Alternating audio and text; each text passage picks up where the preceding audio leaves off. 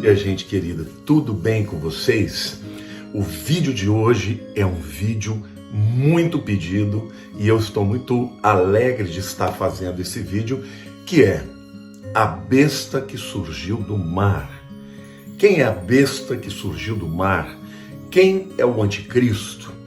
Bom, gente, antes de eu entrar propriamente na questão escriturística, eu quero começar lendo para você um depoimento muito importante de Paul Henri Spaak, primeiro-ministro da Bélgica entre 1930 e 1940. E ele diz o seguinte: a verdade é que esse método internacional de comitês falhou.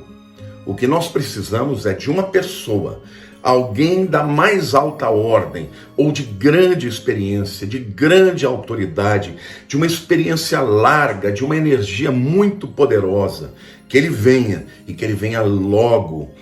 Ou então uma civilização ou um homem militar, não importa a sua nacionalidade.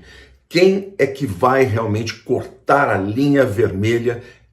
Aquele que vai vir para governar o mundo. Ele diz: todos os comitês, esses ajuntamentos, levantarão todas as pessoas para galvanizar o governo deste único homem. Uau! Então, gente, a verdade é que quando o anticristo ascender no cenário global, a gente sabe que o mundo já está esperando por ele. Nessa atual crise que nós tivemos da pandemia, muitos líderes, mas muitos líderes disseram: olha, assim como nós precisamos de uma, vamos dizer assim, de uma união de esforços para dominar essa pandemia, virão crises muito mais poderosas, crises que não são simplesmente nacionais, são internacionais, são globais. Então, nós precisamos de um homem que nos lidere a um mundo melhor. Bom, gente, é exatamente isso que vai fazer com que o anticristo seja uma pessoa tão esperada, e quando ele chegar, ele vai chegar para gerenciar a crise. É importante que você entenda que num mundo normal, onde as coisas estão acontecendo, os líderes das nações jamais entregariam o poder do seu próprio país a um outro homem. Agora, quando a crise é muito maior, quando a crise é de ordem econômica, de ordem sanitária, de ordem política, quando não há mais como segurar as convulsões, as brigas, isso tudo está sendo orquestrado do ponto de vista espiritual para que o mundo clame pelo levantamento do anticristo, tá? Agora, é importante que você saiba, o título anticristo é só mencionado na Bíblia em 5 versículos, tá? Todas as vezes pelo apóstolo João, tá? E o seu trabalho, obviamente, foi visto tanto por Jesus quanto pelos profetas, por João, e nós sabemos que ele será uma pessoa terrível, que vai trazer consequências globais terríveis para o mundo, tá? Bom, o apóstolo João, ele fala de muitos anticristos que viriam, tá?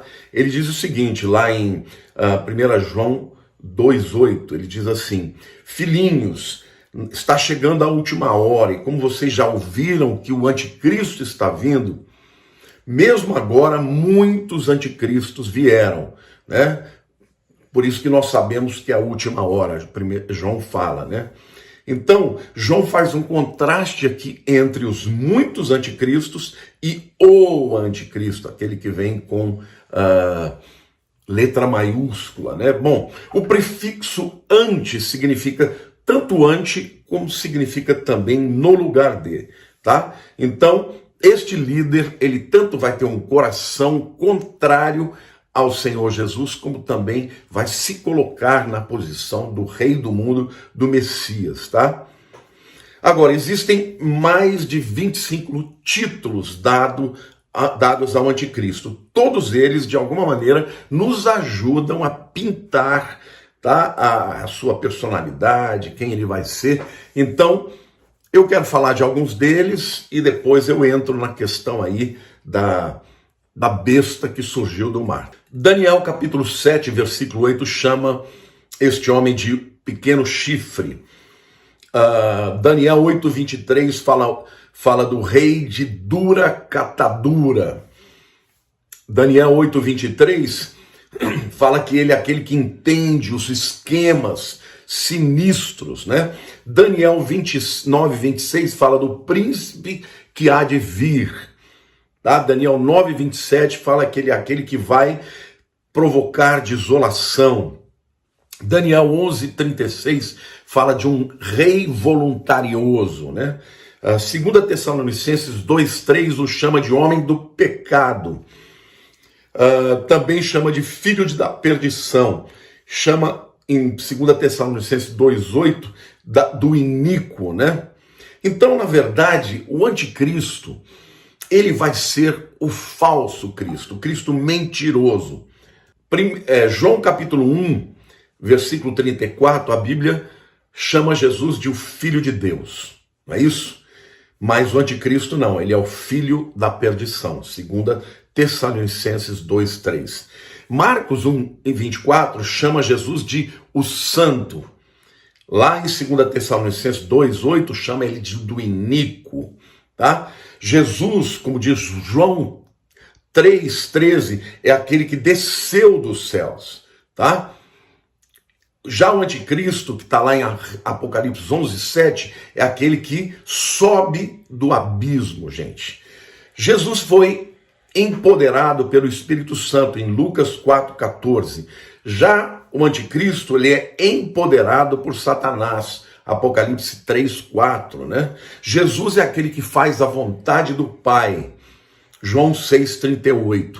Daniel 11,36 diz que o anticristo, ele faz a sua própria vontade. Jesus é aquele que limpou o templo, né? Você se lembra, ele entrou e deu chicoteada, porque ele estava preocupado com a santidade do templo. Então, a purificação do templo está lá em João capítulo 2, versos 14 a 16. Já o anticristo é aquele que vai profanar o templo, Mateus 24. Jesus é chamado em Isaías 53, 3 de o homem de dores. Já em 2 Tessalonicenses 2,3, ele é chamado de o homem do pecado.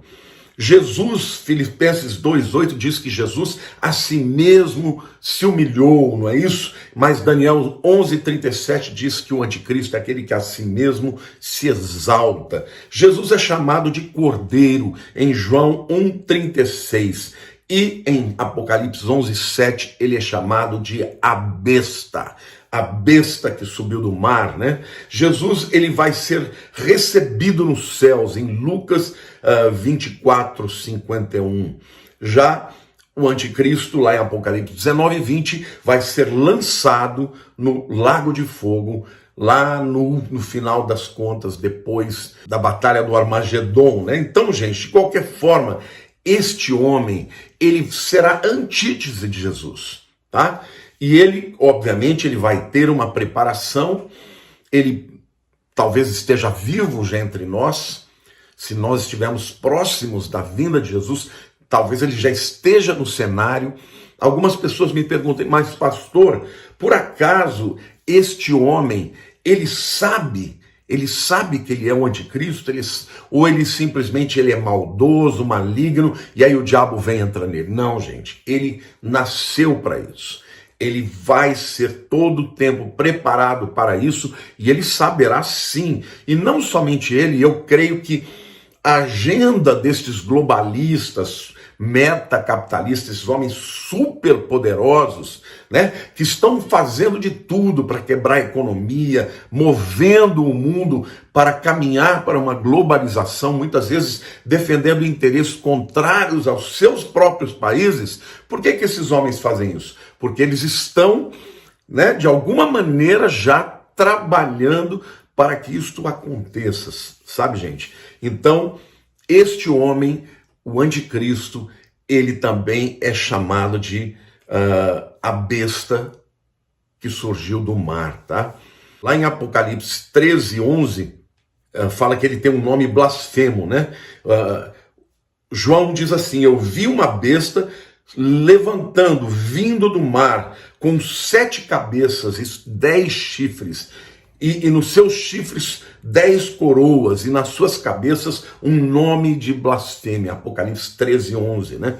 A palavra mar aqui, gente, é usado simbolicamente no livro de Apocalipse, tá? E se refere não necessariamente a um vasto corpo de água, mas se refere às nações da terra, né? Porque o mar, ele permeia todo o planeta Terra, né? Diferentemente da terra, que muitas vezes se refere a Israel, né? No hebraico é Haaretz, a terra. A terra, quando se fala da terra, claramente está falando de Israel, né? Mas quando se fala do mar, fala deste vasto oceano que sustenta as nações. Por isso, fala das nações gentílicas, né?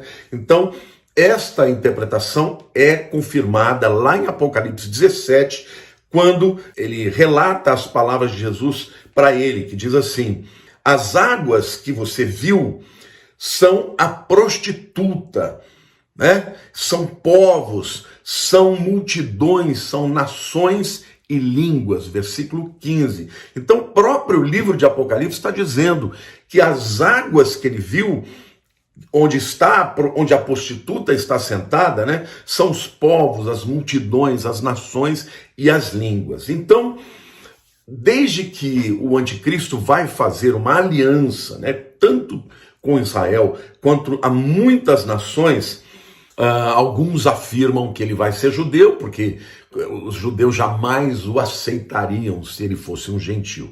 Mas a verdade, gente, é que eu discordo desta opinião e eu vou dar aqui para vocês algumas razões porque eu não concordo com o fato de que ele tenha que ser um judeu. Bom, a primeira razão é que Daniel profetizou que esse príncipe que haveria de vir, né, que faria uma aliança, né, o anticristo, ele seria parte do povo que destruiria o templo. Lá em Daniel capítulo 9 diz assim: e o príncipe do povo que há de vir destruirá o santuário. Bom, ele está se referindo ao ano 70, né, quando o general romano Tito entrou e destruiu o templo. Então, eu não creio que necessariamente está lá em Daniel 9:26, que ele vai ter que ser um judeu. Eu acho que ele será alguém de uma nacionalidade, tá, do Império Romano. Alguns chegam até a afirmar, tá, que seria um italiano. Eu, pessoalmente, não concordo com isso. Eu acho que o Império Romano naquele tempo não era simplesmente uma cidade. Ele tinha, né, um espaço territorial extraordinário. Então, qualquer uma das nações que à época foram conquistadas, né, pelo Império Romano, tá valendo aqui, tá? Então, não, para mim ele não tem que ser judeu. A segunda razão, eu vejo também que Daniel, quando ele viu o anticristo como chifre pequeno, né, e ele fala que esse chifre ele se levanta de um dos 10 chifres que a quarta besta tinha. Tá? Isso está lá em Daniel 7, de 7-8 e 19-26. Bom, a quarta besta, de novo, representa quem? O Império Romano, tá?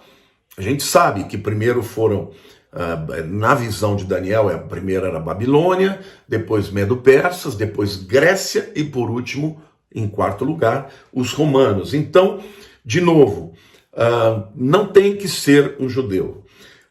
Além disso, o anticristo ele é descrito como alguém, a pessoa mais maligna, como perseguidor de judeus, do povo de Israel. Então, obviamente, está vendo tipicamente ali como um gentio, né? Não como um judeu, tá? Agora, a gente tem que entender muito claramente que antes que ele venha, o palco tem que ser preparado, gente. O palco do anticristo, do filho da perdição, né? Do homem da iniquidade já está sendo preparado. Agora, volte os seus olhos para as nações gentílicas. Volte os seus olhos para quem estiver trabalhando no sentido de um governo único. Volte os seus olhos para quem está se aliando a uma liderança espiritual mundial. Tá? Em 1992, eu não vou dizer quem é, mas em 1992, eu tive um sonho, tá? E nesse sonho, Deus falava comigo, eu vou te falar quem é o anticristo. Era o Senhor que parecia para mim, falava, eu vou te falar quem é o anticristo. E ele me disse um nome à época, era um empresário, e não fazia muito sentido, né? Porque esse homem não estava no cenário nem da Europa, nem mundial. E eu falei, mas puxa vida, como? E aí o Senhor falava comigo, eu vou te dar. E ele dava o nome, e o nome dele, gente, ele deu a tradução do nome dele e disse, porque o caminho dele será esse. E eu fiquei assim, estupefato, 92.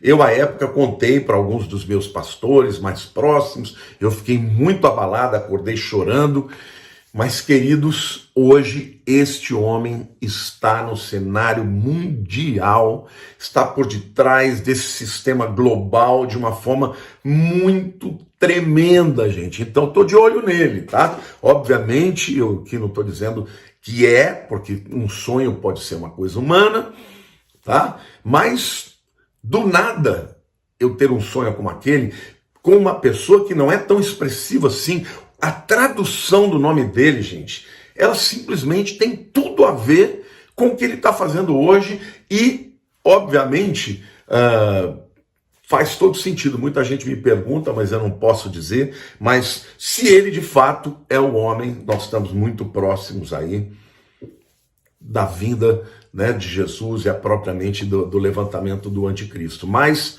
a Bíblia diz que antes que ele venha, duas coisas têm que acontecer. A primeira delas é a apostasia, né? 2 Tessalonicenses 2, de 3 a 4, diz assim, né? Que este dia não virá, não pode vir antes que primeiro, né, aconteça a apostasia, tá? Que aparece somente uma única vez, uma outra vez no Novo Testamento, né? Que está lá em Atos 21, 21. E Paulo está falando literalmente que antes que ele seja revelado, então tem que ter a apostasia e a revelação do homem da iniquidade, o filho da perdição.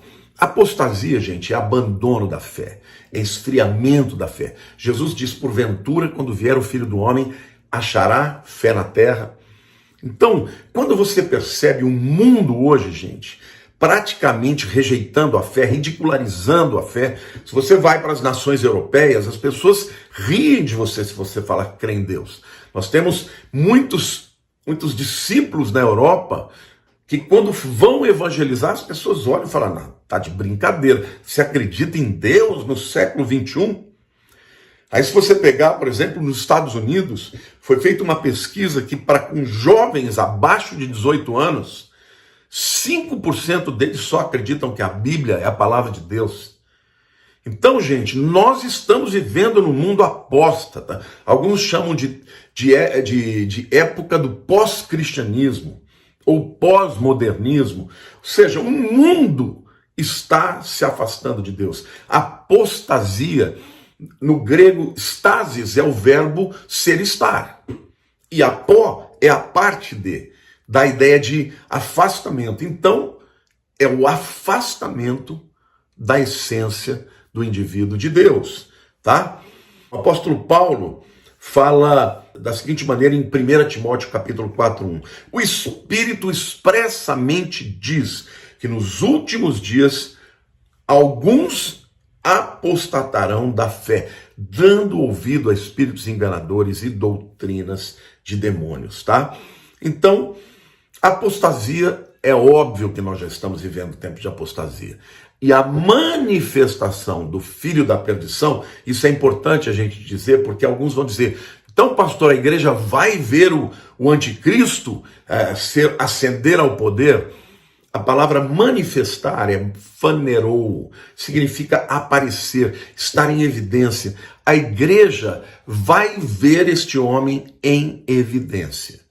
Necessariamente a igreja não vai ver o tratado de paz que vai ser assinado. Mas eu creio que o Espírito Santo, quando chegar a hora, vai revelar, porque ele vai estar encabeçando as nações gentílicas e, portanto, ele é a besta que surgiu do mar, porque ele vai estar vindo de uma das nações gentílicas, alinhavando este grande acordo de paz entre Israel e as muitas nações. O seu discurso vai ser politicamente correto, ele vai ser um grande orador, uma pessoa influente, uma pessoa que vai ter poder de aglutinação, e a igreja vai perceber pelo Espírito Santo que é ele. Tá? Aí nós estaremos prontos para o arrebatamento. Segundo Apocalipse capítulo 13, versículo 5, a Bíblia diz que vai ser dada a ele uma boca, que ele vai falar coisas blasfemas, E também lá, de acordo com o livro de Daniel, no capítulo 7, diz que ele falará coisas tremendas contra o mais alto, contra o Altíssimo, aquela versão da Bíblia, que é NIV, que é o New International Version, em inglês, esta palavra fala de arrogantes, palavras de alguém que se gaba, Ele vai se gabar muito, tá? Ou seja, gente, a besta que surgiu do mar não é, na minha opinião, um judeu. Eu estou falando isso por quê? Porque muita gente me escreve dizendo: pastor, os judeus já reconheceram aí o Messias, será que é ele? Não, gente, não tem nada a ver. Essas pessoas que estão sendo reconhecidas até por alguns grupos minoritários, de judeus ortodoxos, não é uma pessoa de expressão mundial. Então fiquem tranquilos, não será nenhum desses, será um líder mundial. Um líder mundial que surgirá na cena do grande caos que o mundo está se tornando, tá? E eu quero dizer para vocês, embora eu creia muito que ainda Jesus vai fazer coisas extraordinárias, que muita gente vai se converter, que a igreja ainda vai conquistar muito nesta terra, porque nós somos a igreja de Jesus, e Jesus prometeu que as portas do inferno não prevalecerão contra ela, mas paralelamente a isso o mundo vai estar caminhando para o caos. Não tenham dúvida, gente. Não tenham dúvida que o mundo cada vez mais vai caminhar para o caos. Então a igreja, ela estará lutando o bom combate, estará conquistando espaço, transformando vidas, porque será assim até o fim. Agora, quando a igreja for retirada da terra, aí sim ele vai ter liberdade total. Mas até lá, a igreja vai estar avançando. Então, não estou aqui profetizando que quanto pior ficar, melhor. Não, gente. Nós temos muito ainda a conquistar para a glória de Deus e para o reino de Deus ser estabelecido. Até a última pessoa que estiver ali dentro da agenda de Deus, enquanto essa última pessoa não se entregar a Cristo, o Senhor não volta. Agora, que ele já muito provavelmente está no cenário, articulando o mundo. Hoje nós estamos vendo um mundo cada vez mais, as leis nacionais são leis parecidas, Os discursos, as narrativas são muito parecidas. Isso tudo que você está vivendo é o tempo que antecede a vinda de Jesus. A apostasia já está espalhada no mundo inteiro. Só está faltando aí que ele se levante de fato e faça esse acordo de paz. Mas é possível que ele já esteja aí no cenário político, já no meio das nações gentílicas, surgindo, aparecendo, E obviamente tendo um gabinete paralelo, usando esta linguagem, tendo vamos dizer, um grupo de grandes empresários, que são esses metacapitalistas, muito provavelmente na Europa, porque eu acredito que é a grande possibilidade ou ele ser um europeu ou ser um americano, essas nações poderosas. E, obviamente, pode ser que já haja um plano de metas né? Muita gente me pergunta, pastor, e essa Agenda 2030? Estamos de olho, né? E o grande reset, tudo isso fará parte, gente. Então, quanto a nós, qual é a nossa parte? Não é ficar especulando, é estudar a Bíblia, estudar quais são as suas reais características e estar pronto para a volta do Senhor Jesus, porque eu creio que antes que ele assuma o poder para iniciar a grande tribulação, o arrebatamento acontecerá. Bom, gente, se você gostou desse vídeo, eu quero te pedir que você o compartilhe. Se você ainda não se inscreveu, eu quero te convidar para se inscrever no meu canal do YouTube. Eu tenho aqui muitas mensagens abençoadas que vão poder acrescentar e agregar muito valor e conhecimento na sua vida. E por último lugar, eu quero dizer que eu tenho um curso de teologia. Nesse momento eu estou ensinando escatologia, que é estudo das coisas do fim, dentro da área de membros, queridos. Lá o estudo é completíssimo. Você vai poder aprender muito. Um beijo no teu coração. Te amo. Fique com Deus.